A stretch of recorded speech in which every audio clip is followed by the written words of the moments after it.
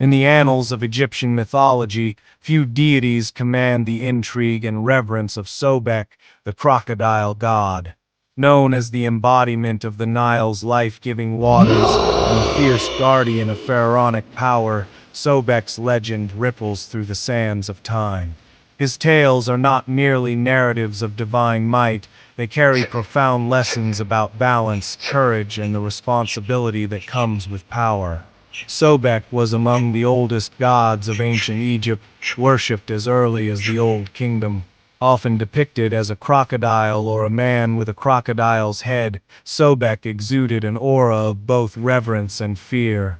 The crocodile's fierce jaws symbolized his power to protect and destroy, a duality that mirrored the unpredictable nature of the Nile, the source of Egypt's prosperity and potential devastation.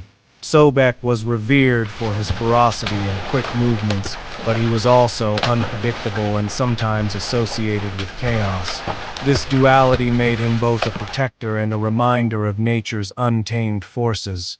His worshippers both feared and respected him, understanding that his favor could bring prosperity, while his wrath could unleash devastation. Sobek was more than just the god of crocodiles. He was a protector, a symbol of fertility, and a patron of military strength. The waters of the Nile, which he was believed to control, nourished the land, enabling crops to grow and life to flourish. Yet these same waters could also overflow, bringing destruction. This duality of creation and destruction defined Sobek's character and the lessons his stories imparted. One of the most enduring legends of Sobek centers on his role as the protector of the pharaoh. The story, passed down through generations, speaks of a time when the young pharaoh Neferkar ascended the throne amid threats from within and beyond Egypt's borders. Neferkar was a wise but inexperienced ruler. His advisors warned of a brewing rebellion in the south, where discontented nobles sought to challenge his reign. Troubled, Neferkar sought guidance from the temple of Sobek in Crocodilopolis, the city dedicated to the god's worship. The high priest, a stoic figure draped in crocodile skins, led Neferkar to the sacred pool. As the priest chanted hymns, the waters rippled, and Sobek emerged, his massive crocodile form glistening under the temple's torches. The god's voice, deep and resonant, echoed through the chamber. "Neferkar," Sobek began, "your crown is not merely an ornament, it is a burden, a symbol of the unity and prosperity of your people. To wield it is to protect and to nurture, not to oppress." Sobek's golden eyes fixed on the young king. "To quell the rebellion, you must show both strength and wisdom. Take from me the lessons of the Nile, know when to flow gently, nourishing the land, and when to surge with unyielding force to protect it." With this guidance, Neferkar returned to his palace. He adopted Sobek's dual approach, offering amnesty and reforms to appease the nobles while reinforcing Egypt's military presence in the south.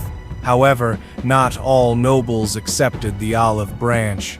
One particularly defiant noble, known for his treachery, plotted to assassinate the young king. When word of the plot reached Neferkar, he prayed once more to Sobek for protection. That night, the rebellious noble sneaked into the palace gardens, where he believed the pharaoh was meeting with his trusted advisors. As he crept closer, the air grew heavy, and the sound of rippling water echoed ominously. Suddenly, Sobek himself emerged from the shadows, his massive jaws snapping with deadly precision. The noble, caught in the god's relentless grip, was dragged into the sacred waters and never seen again. Sobek's fierce intervention sent a clear message to all who would dare threaten the unity of Egypt. With the rebellion quelled and peace restored, Neferkar's reign ushered in an era of prosperity. He honored Sobek by commissioning temples and statues, ensuring the god's legacy endured.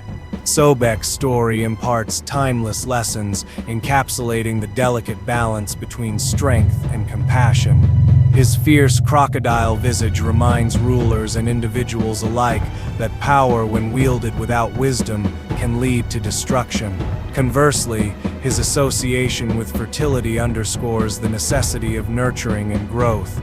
Sobek's role as both protector and destroyer teaches the importance of balance. Whether leading a nation or navigating personal challenges, one must know when to assert authority and when to yield. Overpowering others leads to resistance, while excessive leniency invites chaos. The tale of Sobek and Neferkar highlights the weight of leadership.